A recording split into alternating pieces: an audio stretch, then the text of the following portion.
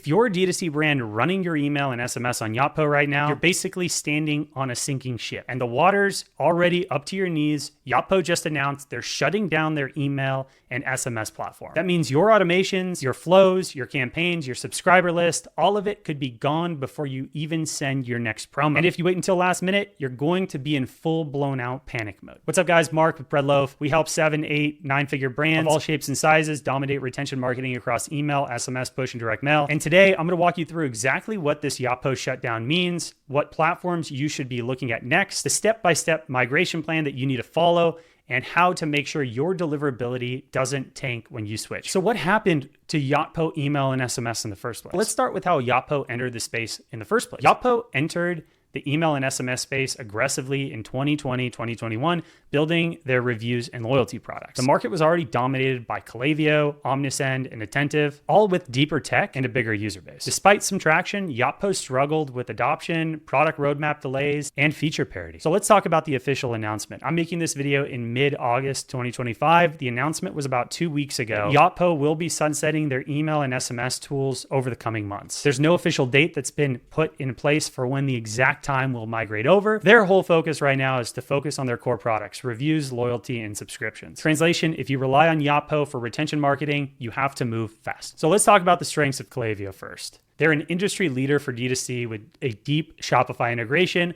robust automation builder, advanced segmentation, deliverability is best in class, and they have amazing analytics. Some of the weaknesses, pricing increases as you scale. The more subscribers you have, the more campaigns you send, the more it's gonna cost. And that can be overkill if you're doing under 500K a year in revenue. And who is Klaviyo best for? Well, brands wanting enterprise-grade retention marketing and deep data connecting with Shopify, Meta, and other channels, you're gonna love Klaviyo.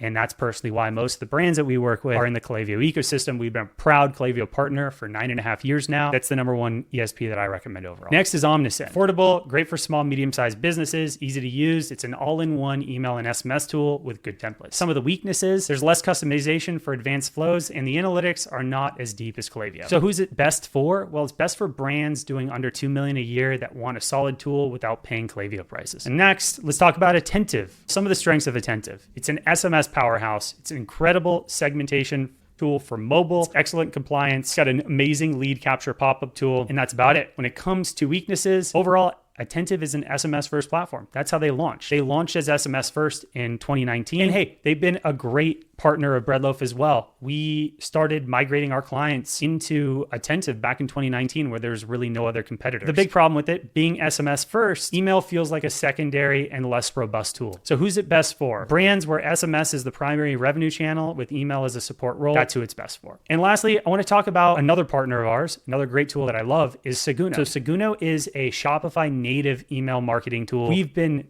big fans of Seguno over the years. They're a partner of ours at Bread Loaf as well. And Seguno is best for small brands, once again, doing under 2 mil a year that want a native tool, want everything in one place. The one bummer about Seguno is it's just an email platform. There's no SMS attached to it. You'd have to use PostScript or another tool like that to really balance back and forth. So now we're gonna talk about the step-by-step migration plan. If you're currently in Yotpo and you need to migrate, here's the things you need to do. Starting with step 1. Export everything from Yotpo. You want to start with your subscriber list. And I'm talking about everything attached to a subscriber list you want to make sure you get. That's all the fields attached to that subscriber. This is also going to include the consent timestamp. Next is your campaign reports and your automation flows. Next is your suppressed list and non-subscribers. And then next is your SMS opt-ins. So SMS opt-ins are going to be the most challenging when you migrate from one platform to another. That's why I always tell my clients at Bread Loaf, do not migrate SMS if 100% necessary. So the next platform that you migrate into, you're going to actually run through a double opt-in protocol. And it's essential that you do this right, or else you're gonna run into issues and you're gonna see a massive dip off your subscriber base. Step number 2, choose your new platform based on the needs. If you want the best long-term growth play, you're gonna move with Klaviyo. If you want budget-friendly but still powerful, you're gonna move with Omnisend. If you want SMS first, you're gonna want Attentive. If you're gonna want a simple platform that's baked right into Shopify, you're gonna want Seguno. And step number 3, you're gonna wanna rebuild all your core automations first. Your welcome series, abandoned cart, abandoned checkout, browse abandonment, post-purchase, win-back campaigns, all your core 8 to 10 flows, you're going to want to build all those out and get them dialed in first. Not only is it important to migrate this automation, but your automation flows are going to be the number one flows that you're going to want to start running on first when you set up your new IP and subdomain for deliverability purposes. Obviously, your automation flows have the highest deliverability, the highest open rates, and the highest click-through rates. So the more we can start building that new domain reputation, it's going to make things a lot easier. And step 4,